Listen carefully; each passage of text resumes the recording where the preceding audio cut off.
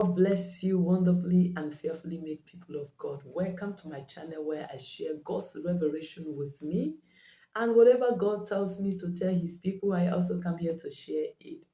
You are on this channel today because I know that God wants to speak to you. And it is your time that the Lord has decided to remember you. Yes, it is your time. The things that you have done for the Lord, it is time for the Lord to remember.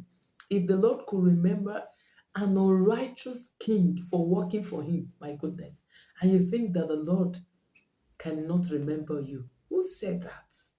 The Lord used Nebuchadnezzar, an unrighteous king, to do something for him. And the Lord forgot that he actually did something for him. The Lord remembered and said, he called his servant Ezekiel. He said to him, there is someone that is named Nebuchadnezzar. He took his men and he helped me to do something.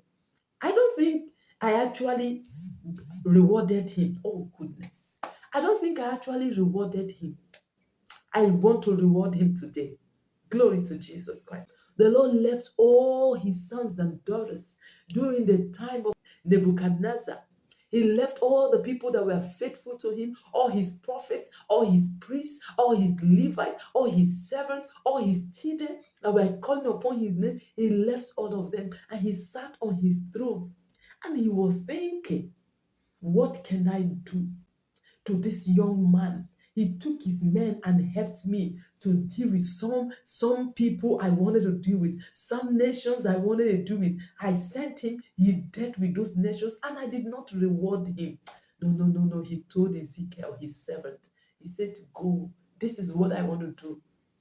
This is what I want to do for this king. And you are telling me where you are seated that the Lord has forgotten you. That is a lie from the pit of hell. The Lord has not forgotten you. In fact, he has adjusted his position on his throne because it is time to remember you. Hold on, my brothers. Hold on, my sister. For that work that you have done for the Lord, it is time for him to remember you. For that singular obedience to his word, that thing that he told you to do that you obeyed, it is time for him to remember you. He has come to remember you. He asks you to forgive your parents, to forgive your spouse, to forgive your neighbor, to forgive your colleague, and you did. It is time for him to remember you. He asks you to sow that seed, to give that gift, to give that material thing, to give that money to someone, and obeyed, even when it was not convenient for you.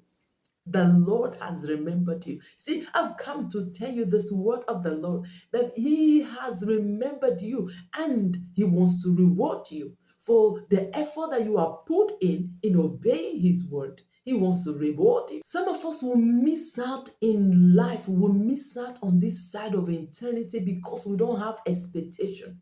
Why did I say so? Some of us will not even be desiring that the Lord will bless us, that the Lord will reward us. We'll say, oh, when we get to heaven, we will receive the reward. Yes, of course. When you get to heaven, you will receive the reward.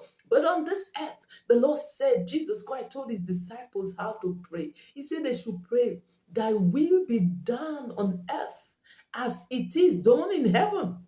So whatever you think that you are going to enjoy in heaven, it is the will of the Father that you begin to, first of all, and start enjoying it here on this side of eternity, here on the earth. And then when you go to heaven, you will continue your enjoyment.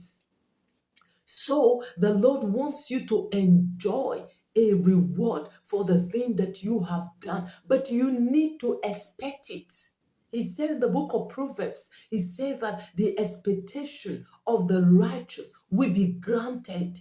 So if you are not expecting to receive a reward for your obedience to the word of the Lord, for your obedience to what the Lord speaks to you, for your obedience to the command of the Lord, if you're not expecting a reward, how can the reward come to you, brother? How can the reward come to you, sister? It is your expectation that the Lord grants to you. So if the Lord could sit down and remember that somebody did something for him, remembering you is nothing to the Lord. And I tell you that he has come to remember you. But before you begin to enjoy that remembrance of the Lord, why not begin to expect from the Lord? Say, Lord, I am giving you this and I expect that. It is not wrong. Take the Lord by his word. He said the expectation of the righteous. So, Lord, I am sowing the seed. I expect this. Lord, I am doing this. I expect this. You ask me to forgive this person for my own sanity, for my good health, for my healing. Lord, I have forgiven the person. Let my healing come. Let my deliverance come. Let my breakthrough come. That thing that the Lord has asked you to do, expect to get something in return. It is not a sin. He said, give and it shall be given to you. Good measure. See, the word of the Lord, I so much love the Lord. That's why when he told the children of Israel, I have not called you to seek me in vain, the Lord meant what he said to them. When we look at the scripture, we will see so many verses of the scripture of the Bible where the Lord asks us to expect a reward. So, expecting a reward is not bad at all. The Bible says that Moses refused to identify as a household of Pharaoh because he was looking forward to a better reward, to a better reward. So reward is what the Lord will give to us. Say, I come quickly with my reward. So if the Lord is coming with a reward to reward us, whether we have done good or bad, do you think that the good that you have done, that the Lord will not reward you? Expect a reward from the Lord. For anything you do for the Lord, expect a reward on the side of eternity. I am not telling you, of course, when you keep yourself, you know you are a child of God, you will make heaven. That one is guaranteed. Your reward in heaven is already guaranteed. But here on earth, brothers and sisters, I want you to begin to expect for whatever service you render to the Lord. He has asked us to expect it. I've come to tell you or to remind you that the Lord will remember you. He has come to remember you, and he has come with a reward. That season of your life when the Lord asks you to fast, you know that you didn't want to fast because you had a lot of things to eat. Yes, but you went ahead to obey the word of the Lord, and you say you will not receive your reward. That's time of your life when the Lord asks you to wake up in the middle of the night, to wake up early hours, to meditate, to pray, to fellowship with him, to worship him, and you obeyed him, and you think you will not receive your reward. Begin to expect anytime the Lord is asking you to do something, begin to expect of him. This is the what the Lord wants me to bring to you wherever you are, whatever he asks you to do. If that person that the Lord said you should go and help, and you went out of your way to help that person, and then the person wants to pay you with evil, no way. That is not a reward. That is not from the Lord. It's from the pit of hell. It is in your position to counter it, to say, I have done good to you and I receive good from you. I expect good from you. I receive good from you. I expect good from you. Do you think that you don't deserve a reward?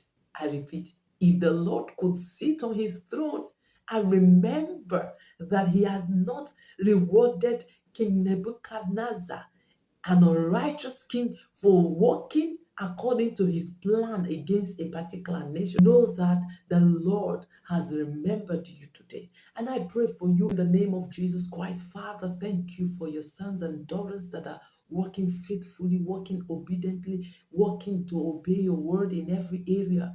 Lord, and there is a lie from the pit of hell that they cannot receive reward. That when they do good, when they obey you, they receive negativity. They receive evil for their reward. Lord, today, by the blood of Jesus Christ, by this word that you have spoken, I pray for you wherever you are. But before I do that, if you are listening to me and you know that you have not given your life to Jesus Christ, it's a time for you to do that wherever you are. Ask the Lord for mercy. Ask him to come into your life. Begin to work out your own salvation, your own faith, your own deliverance with fear and trembling according to the word of the Lord. I pray for you in the name of Jesus Christ. Father, thank you for your word this day. Thank you for your sons and daughters that have listened to this word, that are listening to me right now. Lord, I ask, oh God, because you said that your reward is with you and you will give it.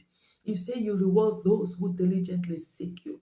As we seek you, as this your sons and daughters seek you in one area or the other, Lord, in obedience to your word, let the reward come to them in the name of Jesus Christ. Lord, let your reward, oh God, my Father, come to your sons and daughters for everything that we have done good according to your will, according to your purpose, that the enemy, the evil one, has decided to return evil for good. Lord, by the blood of Jesus Christ, and by this your word, let that evil reward be terminated. Let it clear out of our ways right now in the name of Jesus. We speak the reward of the Lord. We speak reward. We speak the reward of the Lord in our business. We speak the word of the Lord in our health. We speak the word of the Lord in our ministry. We speak the word of the Lord in our marriage. We speak the word of the Lord in our finances. We speak the word of the Lord in our family, in every area of our lives. We speak the word of the Lord in the name of Jesus. We